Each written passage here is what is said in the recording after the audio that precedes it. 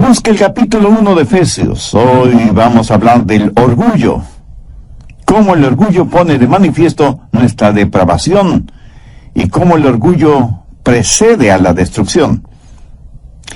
Espero que así podamos entender que el orgullo es algo horrible y que busquemos más bien ser humildes. El problema es que mucha gente no entiende la genuina y bíblica humildad. Creen que humildad es tener un complejo de inferioridad y pensar que no son nadie. Mi amigo, eso no es cierto. Usted es alguien que necesita desarrollar el potencial que Dios le ha dado. Necesita entender lo que Dios dice acerca de usted. Necesita saber quién es usted en Cristo. Bien, veamos Efesios 1 desde el verso 1. Pablo, apóstol de Jesucristo por la voluntad de Dios, a los santos y fieles en Cristo Jesús que están en Éfeso, gracia y paz a vosotros, de nuestro Dios el Padre y del Señor Jesucristo. Bendito sea el Dios y Padre de nuestro Señor Jesucristo, que nos bendijo con toda bendición espiritual en los lugares celestiales en Cristo, según nos escogió en Él antes de la fundación del mundo, para que fuésemos santos y sin mancha delante de Él, en amor, habiéndonos predestinado para ser adoptados hijos suyos por medio de Jesucristo, según el puro afecto de su voluntad, para alabanza de la gloria de su gracia, con la cual nos hizo aceptos en el amado. La clave para vivir victoriosamente la vida cristiana es el descubrir quiénes somos en Cristo. Muchos cristianos nunca lo descubren.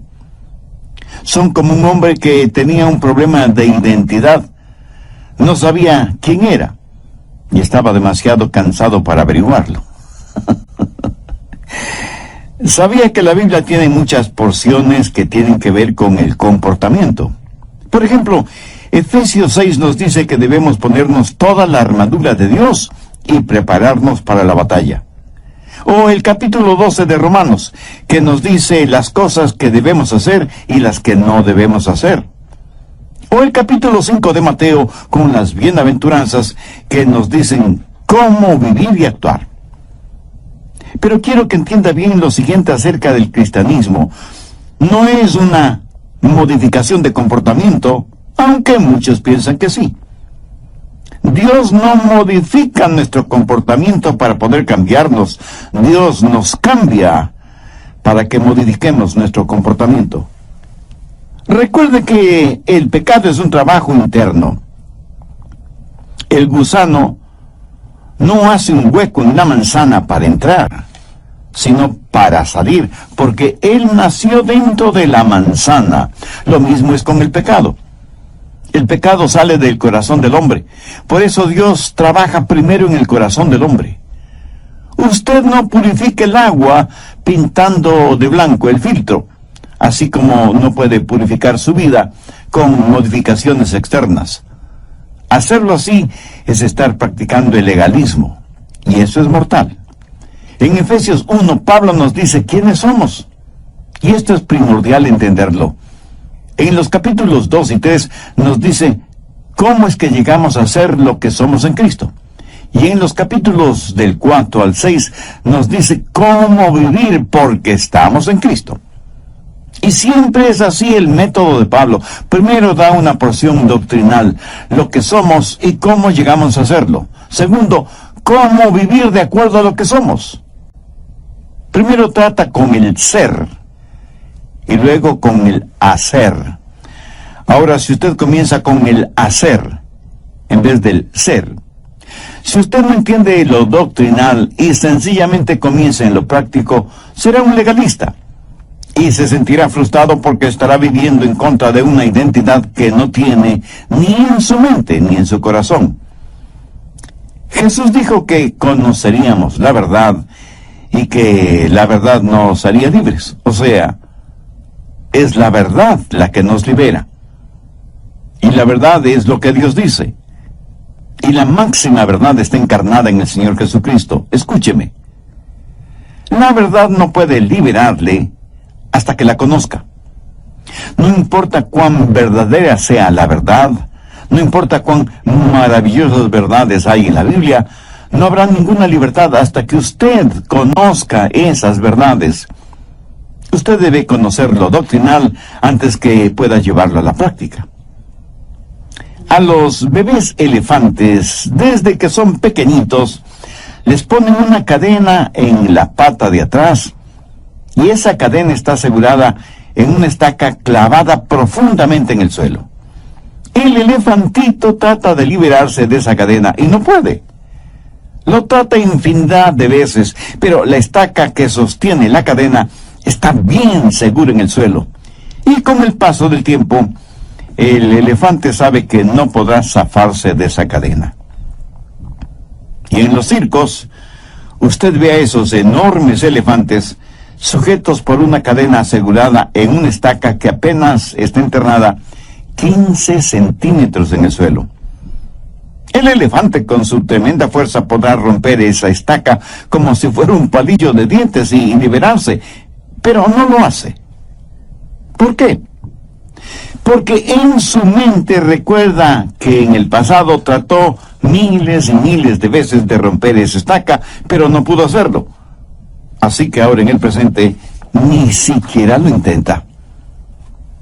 Lo que él cree no es la verdad. Piensa que esa estaca lo detendrá, lo cual no es cierto. ¿Sabe?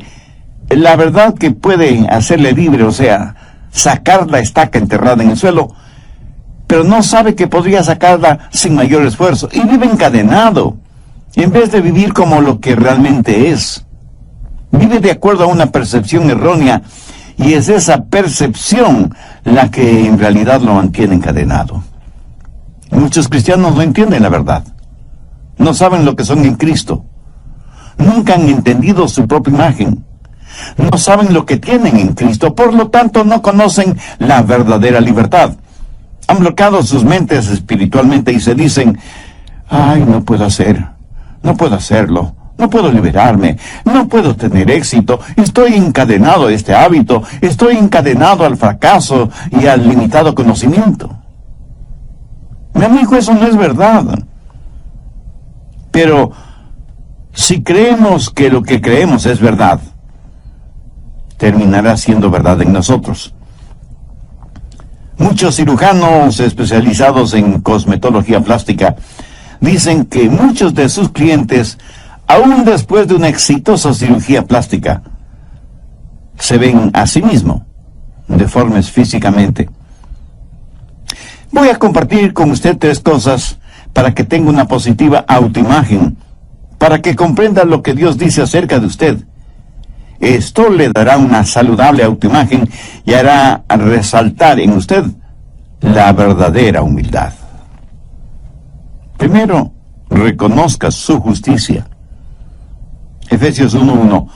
Pablo, apóstol de Jesucristo por la voluntad de Dios, a los santos y fieles en Cristo Jesús que están en Éfeso.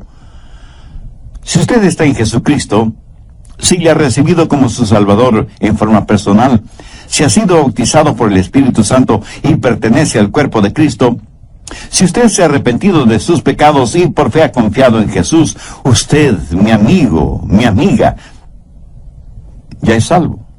Y no solo eso, usted es un santo, aunque usted no lo crea.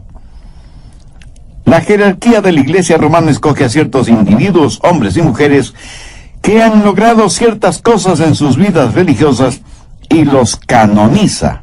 O sea, los declaran santos y santas. Escuche, nadie me puede hacer un santo, porque ya lo soy. Usted está escuchando a San Adrián. Y no lo estoy diciendo con arrogancia o por vanidad, sino porque es verdad. Y no lo digo yo, la palabra de Dios lo dice. Y si usted es ya salvo, usted también es un santo o una santa. Hay 2 clases de personas: las que son santas y las que no lo son. Y usted y yo, o somos lo uno o somos lo otro. Ahora, ¿qué significa la palabra santo? Pablo llama a todos los creyentes en Éfeso santos. Significa una persona la cual Dios ha justificado y la ha apartado para sí mismo. Y alguien me dirá, el pastor Rogers, yo no soy tan santo. Escuche, o se es santo o no se es. Nadie puede ser medio salvo o medio santo.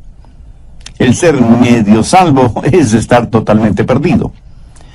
Otros, tratando de aparentar humildad, dirán, yo no creo que debo llamarme un santo. Permítame decirle lo que la humildad es. Humildad es aceptar lo que Dios dice acerca de usted. Y Dios dice que si usted es un santo, usted es un santo, ¿no le parece? Hay personas que son muy difíciles de guiarles a Cristo porque no creen y menos aceptan lo que Dios dice, no acerca de su condición de pecadores, sino también acerca de su santidad cuando ya son salvos. Algunos cristianos no quieren llamarse santos porque dicen, no son lo suficientemente buenos. Escúcheme, Cristo murió por usted. Y si usted, por ser salvo, es uno de los santos, ¿qué derecho tiene usted de decir que no es bueno? Otros dicen, no soy lo que debo ser. Y aunque eso suene a humildad, no lo es. Eso es rebeldía. Permítame preguntar, si usted no es lo que debe ser, ¿por qué no lo es? ¿Piensa que Dios aceptará eso como una excusa? Dios le llama santo. Y si usted pregunta, pastor, ¿eso quiere decir que debo ser impecable? No. Nadie puede ser impecable, solo Jesús. Pero usted sí puede ser sin mancha. Mire Efesios 1:4, según nos escogió antes de la fundación del mundo, para que fuésemos santos y sin mancha delante de Él. Cada cristiano debería ser sin mancha delante de Él. Somos santos de Dios. Y usted me dirá, pero pastor, yo no soy perfecto. Mi amigo, a los ojos de Dios, si usted es santo, Dios lo ve como perfecto. Busque Romanos 4:4. Pero al que obra, no se le cuente el salario como gracia, sino como deuda. Eso quiere decir que si usted pudiera salvarse por ser buenito, estaría ganando su propia salvación. Y que Dios está en deuda con usted. Mi amigo, Dios no le debe nada a nadie. Ahora mire el verso 5. Mas al que no obra, si no cree en aquel que justifica al impío, su fe le es contada por justicia. Y en el verso 6 el apóstol dice, como también habla David de la bienaventuranza del hombre a quien Dios atribuye justicia sin obras. La Biblia enseña, porque por gracia sois salvos por medio de la fe, y esto no de vosotros, pues es don de Dios, no por obras, para que nadie se gloríe. Cuando confío en Jesús, el momento que entrego mi corazón a Cristo, en ese mismo instante soy justificado delante de Dios. Soy un santo. Y alguien me preguntará, ¿y qué si vuelvo a pecar? Mi amigo, ¿qué quiere decir con eso, si vuelvo a pecar? Por supuesto que usted volverá a pecar. Todos pecamos. No hay ni una sola persona entre los miles y miles que me escuchan que no haya pecado. Pastor, cuando uno peca después de ser salvo, pierde la salvación. ¿Habrá alguien que no haya pecado después de ser salvo? Estoy seguro que no. Pero si usted se arrepiente de sus pecados y confía en el Señor Jesucristo, usted está justificado delante de Dios. Y si fracasamos espiritualmente, dice la Biblia que en Jesucristo tenemos un abogado que intercede por nosotros delante del Padre. Cuando pecamos, debemos confesar nuestro pecado. Pero ¿cuántos de nosotros hemos confesado que somos hechos justicia de Dios en Cristo? Por eso es que la Biblia dice en Romanos 12:3, digo pues por la gracia que me es dada a cada cual que está entre vosotros, que no tenga más alto concepto de sí que el que debe tener, sino que piense de sí con cordura, conforme a la medida de fe que Dios repartió a cada uno. En otras palabras, el apóstol está diciendo que no debemos envanecernos ni enorgullecernos de la fe y de la gracia que Dios nos ha dado. Así que usted puede tener una autoimagen positiva si sabe quién es en Cristo. Si tiene una personalidad saludable, bien balanceada, entonces tiene la justicia de Dios. Ahora, esta justicia nada tiene que ver con sus obras, porque está únicamente relacionada con su fe en el Señor Jesucristo. Su justicia no es suya propia, sino la justicia que Dios le otorga a usted por medio de los méritos de Cristo, porque lo que Jesús hizo por usted justifica el que haya sido usted justificado.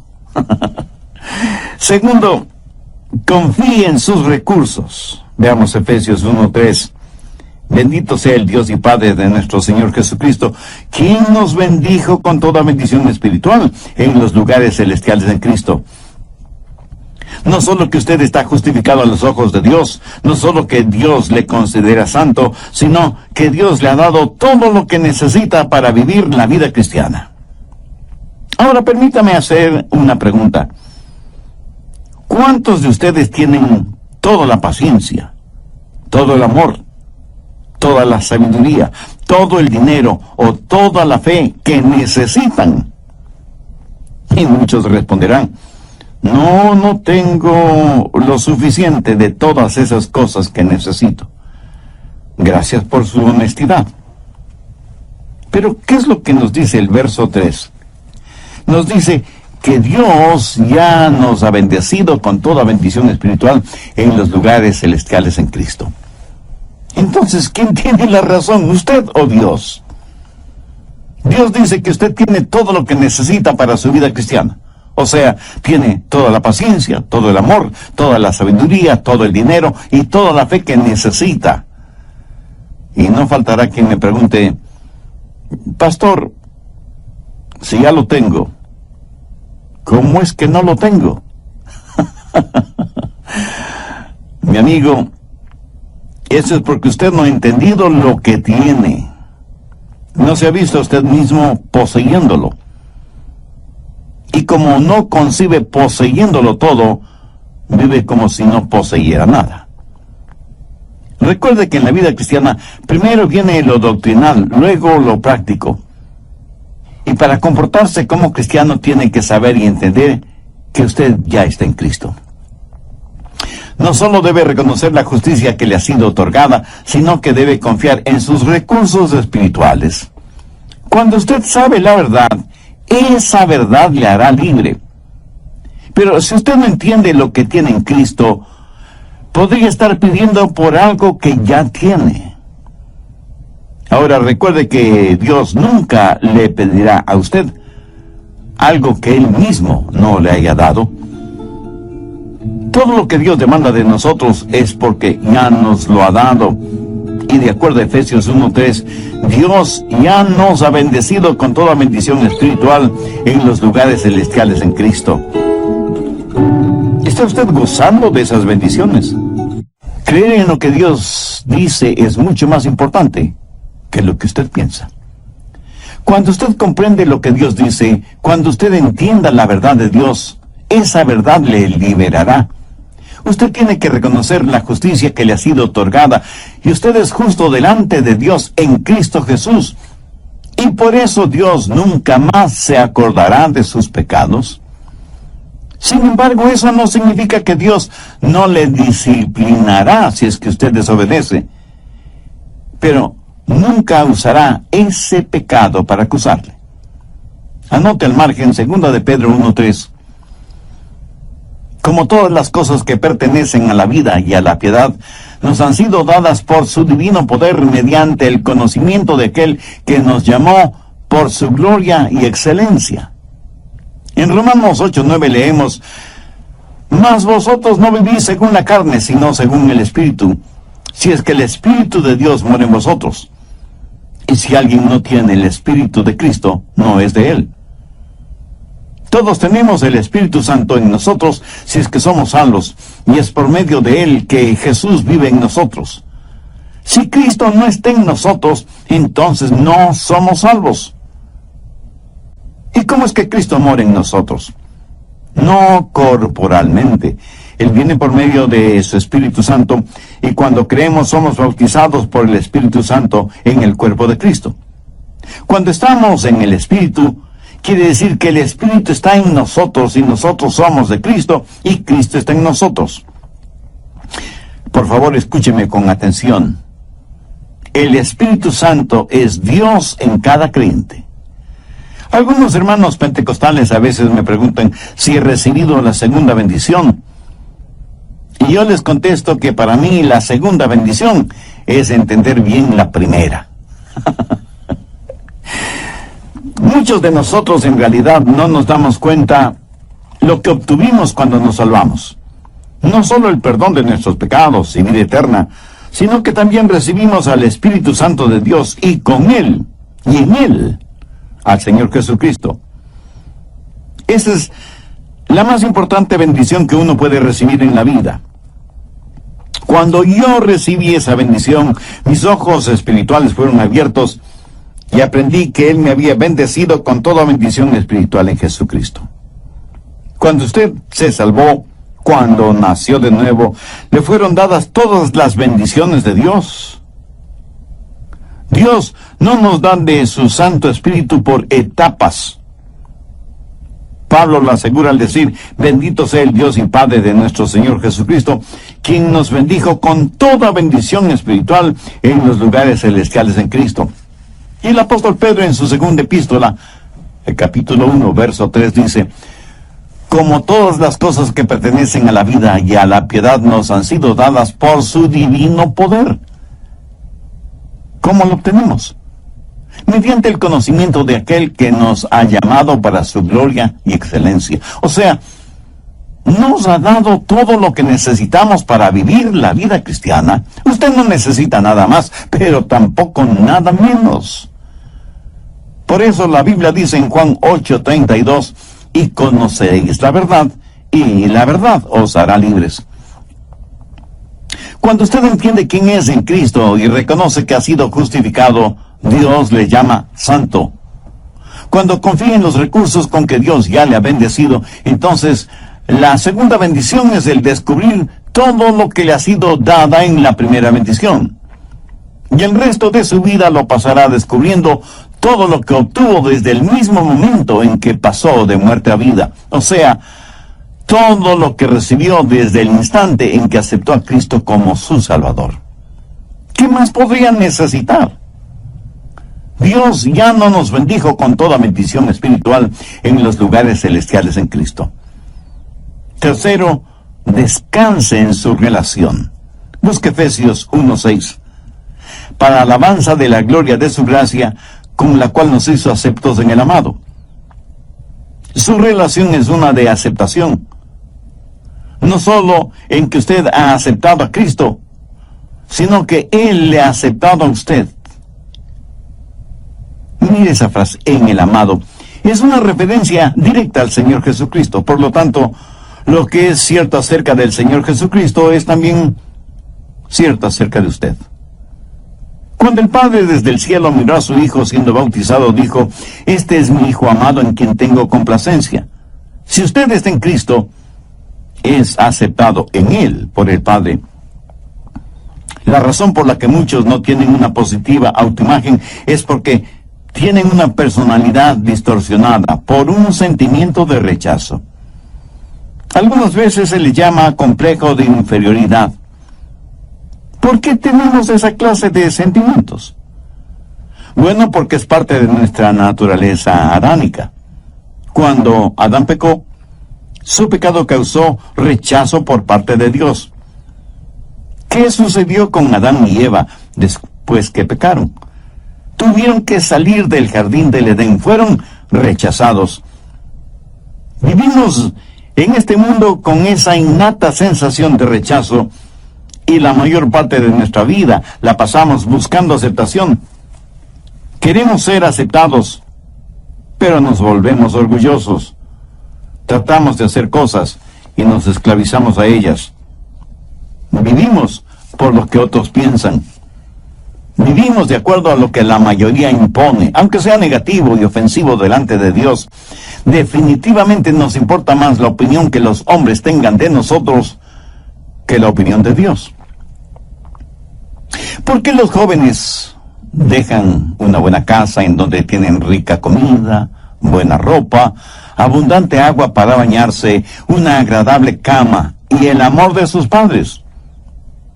¿Por qué se van de sus casas para vivir en comunidad con otros jóvenes desordenados, sin bañarse, sin cambiarse de ropa, comiendo solamente alimentos enlatados y durmiendo en colchones sucios en donde seguramente han dormido muchos otros jóvenes sanos y enfermos?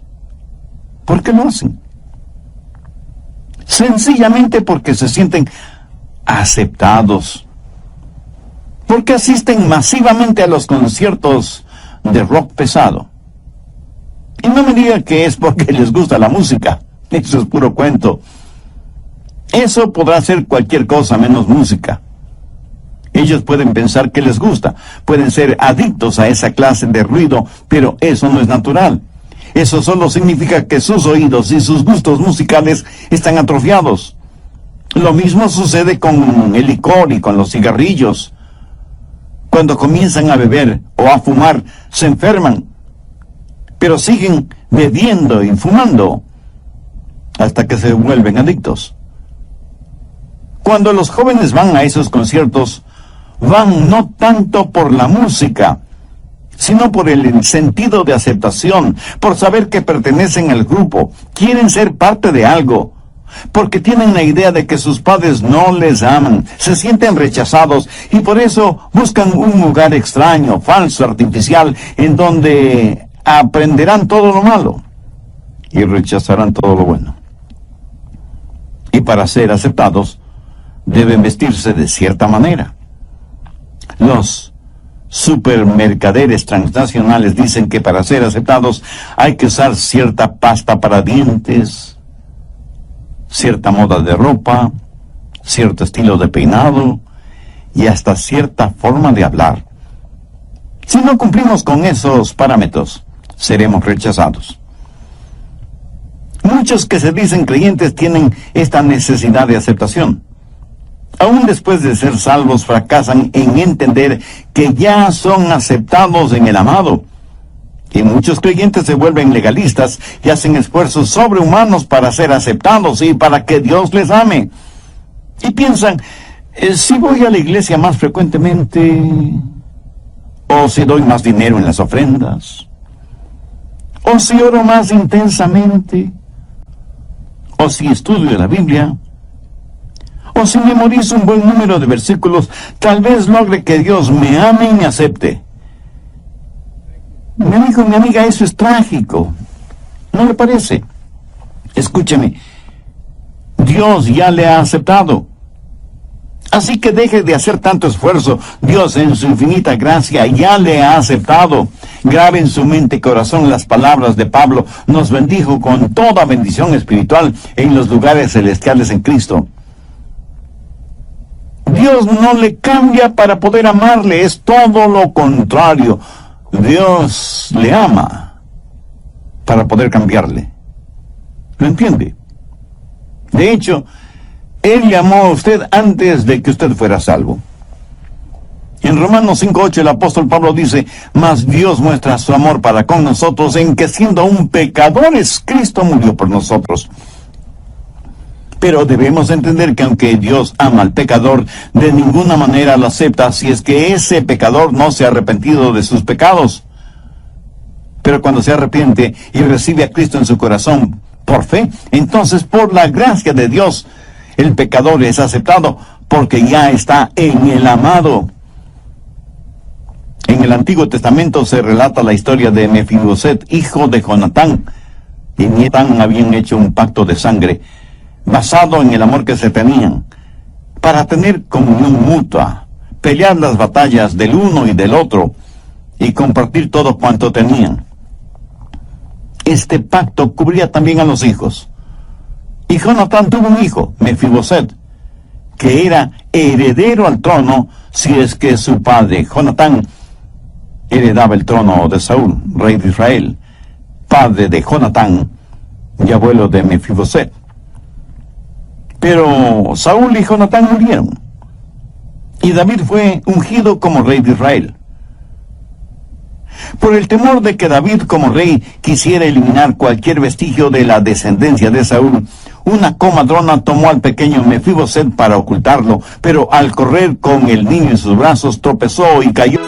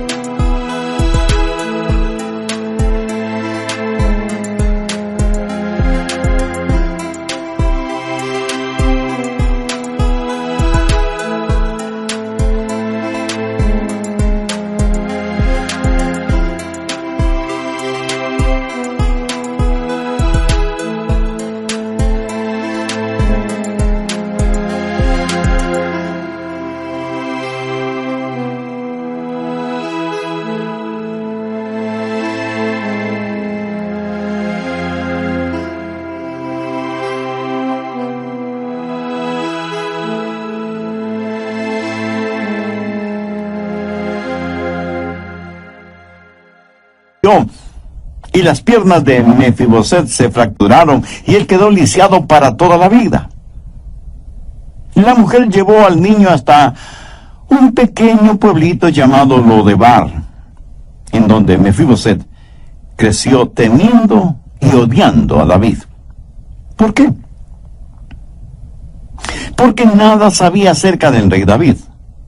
No sabía que David le amaba.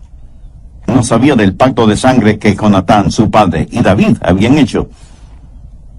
Y la causa de la rebelión de Mefiboset en contra de David era el resultado de creer mentiras acerca de David. Ignoraba la verdad. Debido al pacto entre David y Jonatán, Mefiboset, era amado por David. Pero después de varias circunstancias, David encontró a Mefiboset y lo hizo traer al palacio. Frente a David, Mefiboset puso su rostro en el suelo, pensando que David lo mataría ahí mismo. Pero David le dijo: Mefiboset, yo no quiero matarte. Yo quiero bendecirte. Quiero tratarte como uno de mis propios hijos. Quiero que tengas la herencia que te corresponde y que siempre te sientes conmigo a la mesa real. Te amo y quiero honrarte y bendecirte. ¿Por qué David hizo todo esto? Por el pacto que había hecho con Jonatán. David aceptó a Mefiboset por ser el hijo de Jonatán, y debido a ese pacto, cuando supo de la existencia de Mefiboset, lo buscó hasta encontrarlo, lo trajo al palacio y lo aceptó como si fuera su propio hijo y le bendijo como tal. ¿Por qué soy aceptado por Dios? No porque yo sea alguien especial. No por ninguna de las cosas notables que haya hecho. Dios me aceptó por amor a Cristo. Busque Efesios 4:32. Antes sed benignos unos con otros, misericordiosos, perdonándoos unos a otros como Dios también os perdonó a vosotros en Cristo. Delante de Dios, en Cristo soy hecho justicia, y necesito reconocer la justicia, necesito confiar en los recursos que Dios me ha dado. Pero no solo eso. También necesito aceptar mi relación, soy acepto en el amado, y debo dejar de tratar de ganar mi camino hacia Dios. Escúcheme atentamente, la santidad no es el camino hacia Cristo. Cristo es el camino hacia la santidad. El otro día, en un artículo bíblico relacionado con la llenura del Espíritu Santo, leí lo siguiente: si queremos ser llenos con el Espíritu Santo, debemos vivir vidas justas y buenas. Y yo pensé, creo que esto debe ser al revés. Si queremos vivir vidas justas y buenas, debemos ser llenos del Espíritu Santo. Y esto no es un juego de palabras, piénselo. Si por nosotros mismos pudiéramos vivir vidas justas y buenas, ¿qué necesidad tendríamos de ser llenos del Espíritu Santo? Debemos llegarnos a Dios como somos y humildemente decir, Señor, aquí estoy. Y Él nos dirá, eres aceptado. Ahora, si yo me aferro a mis pecados, no podré ser lleno del Espíritu Santo. El momento que me arrepiento de mis pecados y digo, Señor, aquí estoy, ese momento soy aceptado en el amado, soy hecho justicia de Dios en Cristo.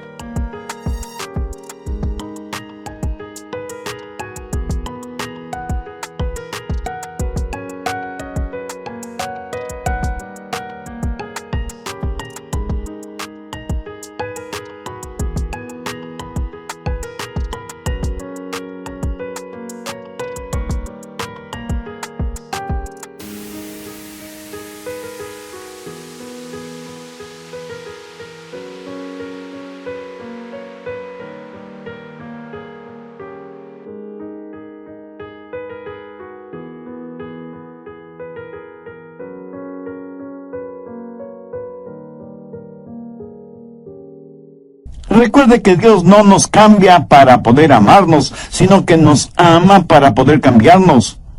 Y que la santidad no es el camino a Cristo, sino que Cristo es el camino a la santidad. En Cristo tenemos todas las bendiciones espirituales que necesitamos. Y en Él somos recibidos y somos aceptados por el Padre. Y cuando sabemos eso con absoluta certeza, tendremos una autoimagen que solo Dios nos la puede dar, que es el comienzo de la imagen de Cristo que Dios quiere que nosotros seamos. Veamos Efesios 1, desde el verso 2. Gracia y paz a vosotros de Dios, nuestro Padre, y del Señor Jesucristo.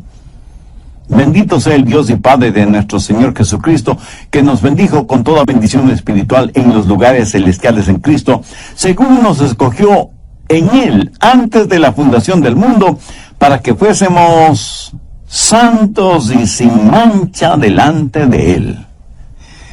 Ahora vayamos hasta el verso 6. Para alabanza de la gloria de su gracia, con la cual nos hizo aceptos en el amado. ¿Cómo llegamos a estar en Cristo? Por arrepentimiento y fe. Eso nos hace miembros del cuerpo de Cristo. ¿Qué significa estar en Cristo? Permítame ilustrar esto de la siguiente manera. Suponga que yo le pongo a usted en un barril. ¿Dónde está usted? Pues en un barril. Luego yo pongo ese barril en un río. ¿En dónde está usted? Dentro de un barril en el río. ¿Correcto? Bien. Si usted es un creyente, ¿dónde está usted ahora? Pues está en Cristo. ¿Dónde está Cristo? En los lugares celestiales.